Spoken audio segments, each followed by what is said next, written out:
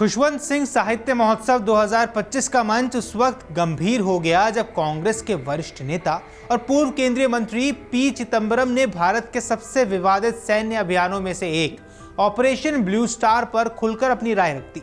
उन्होंने साफ शब्दों में कहा कि 1984 में इंदिरा गांधी सरकार द्वारा अपनाया गया तरीका गलत था और इसका परिणाम देश ने बहुत भारी कीमत चुका कर देखा। इंदिरा गांधी की जान के रूप में चिदंबरम ने कहा कि ऑपरेशन ब्लू स्टार गलत तरीका था। बाद में जो ऑपरेशन ब्लैक थंडर हुआ वह स्वर्ण मंदिर को पुनः प्राप्त करने का सही तरीका था, जिसमें सेना को बाहर रखकर शांतिपूर्वक कार्रवाई की गई थी। पूर्व वित्त और गृह मंत्री चिदंबरम ने अपने बयान में यह भी कहा है कि 1984 का ऑपरेशन केवल इंदिरा गांधी का नहीं बल्कि सेना, पुलिस और खुफिया एजेंसियों सहित सिविल प्रशासन सभी के सामूहिक निर्णय का एक नतीजा था। उन्होंने कहा कि इस बात का मतलब किसी सैन्य अधिकारी का अपमान नहीं है, लेकिन यह स्पष्ट है कि स्वर्ण मंदिर में सेना भेजना गलत तरीका था। आगे उन्होंने ये भी कहा है कि कुछ साल बाद हमने दिखाया कि इस तरह के पवित्र स्थानों को पुनः प्राप्त करने का सही तरीका क्या होना चाहिए। ब्लैक थंडर में सेना नहीं थी, फिर भी लक्ष्य हासिल किया गया। लेकिन चिदंबरम का यह बयान आते ही सिख धार्मिक निकाय शिरोमणि गुरुद्वारा प्रबंधक कमेटी यानी कि SGPC ने कड़ी प्रतिक्रिया दी। SGPC ने कहा कि चिदंबरम का यह बयान देर आए दुरुस्त आए तो है, लेकिन इसमें भी आधा सच है और आधा झूठ छिपा हुआ है। SGPC ने चिदंबरम के इस दावे को सिरे से खारिज कर दिया कि ऑपरेशन ब्लू स्टार एक साझा फैसला था। संस्था ने कहा, ब्लू स्टार ना तो सेना का निर्णय था, ना पुलिस का और ना ही खुफिया एजेंसियों का। यह इंदिरा गांधी का निजी फैसला था जो उनके राजनीतिक एजेंडे का हिस्सा था। SGPC ने आगे कहा कि यदि कांग्रेस सच में अपनी गलती मानती है तो उसे सिर्फ शब्दों में नहीं कर्मों में भी दिखाना होगा।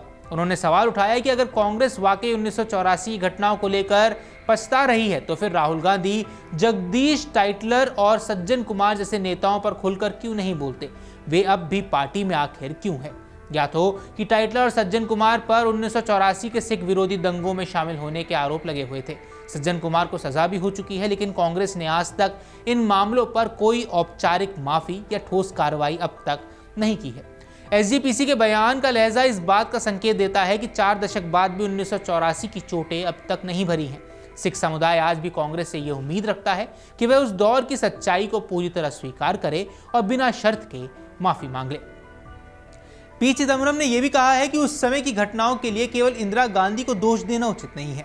वे खुशवंत सिंह महोत्सव में लेखिका हरिंदर बावेजा के साथ उनकी किताब they will shoot you madam my life through conflict पर चर्चा कर रहे थे। इसी दौरान उन्होंने ऑपरेशन ब्लू स्टार का जिक्र किया और कहा कि उस दौर के हालात बेहद जटिल थे।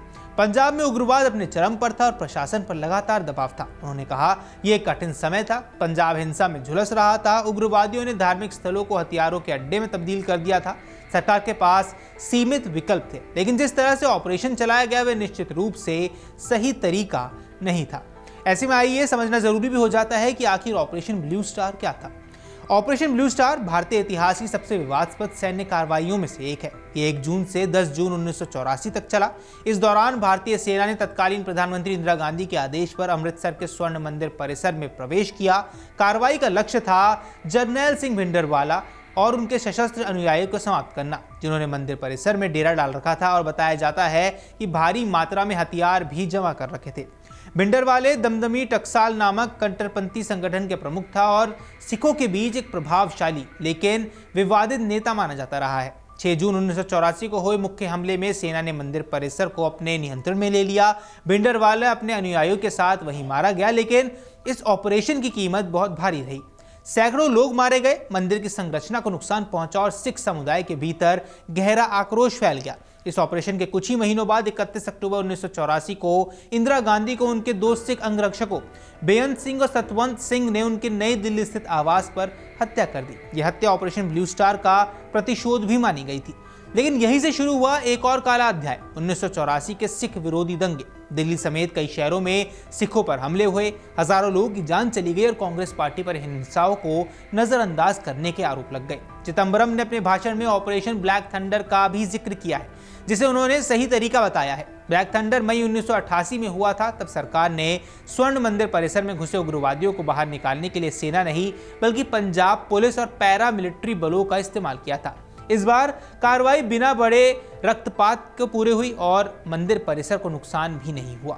ये अभियान ब्लू स्टार के विपरीत शांतिपूर्ण और रणनीतिक कहा गया, क्योंकि यही वजह है कि चिदंबरम ने इसे सही रास्ता बताया है। चिदंबरम का यह बयान न सिर्फ राजनीतिक हलकों में बल्कि धार्मिक और सामाजिक मंचों पर भी चर्चा का विषय बन गया है। कांग्रेस पार्टी के भीतर कुछ लोग इसे साहसी स्वीकृति मान रहे हैं, तो जबकि विपक्ष इसे राजनीतिक पाखंड बता रहा है। दूसरी ओर सिख संगठनों का मानना है कि चिदंबरम ने भले ही देर से सच बोला हो, लेकिन कांग्रेस को अब सिर्फ शब्दों में नहीं, औपचारिक माफी और न्याय के ठोस कदमों से भी आगे बढ़ना चाहिए। 1984 का ऑपरेशन ब्लू स्टार केवल एक सैन्य अभियान नहीं था, वो भारतीय राजनीति, धर्म और समाज के बीच के गहरे तनाव का प्रतीक बन गया। आज जब पी चिदंबरम जैसे वरिष्ठ नेता इसे गलत तरीका कहते हैं, तो ये केवल अतीत की गलती का स्वीकार नहीं बल्कि एक नैतिक जिम्मेदारी की भी याद दिलाता है। लेकिन सवाल अब भी यही है कि क्या कांग्रेस सच में उस दौर की पूरी सच्चाई को स्वीकार करेगी? क्या वह 1984 के घाव पर सचमुच मरहम लगाएगी? क्योंकि सिख समुदाय के लिए समय भले ही बीत गया हो, लेकिन घाव अब भी वैसे के वैसे ताजा है। अगर आप ये वीडियो YouTube पर देख रहे हैं तो हमारे चैनल को सब्सक्राइब कर बेल आइकन दबाएं और Facebook पर देख रहे हैं तो हमारे पेज को लाइक करें।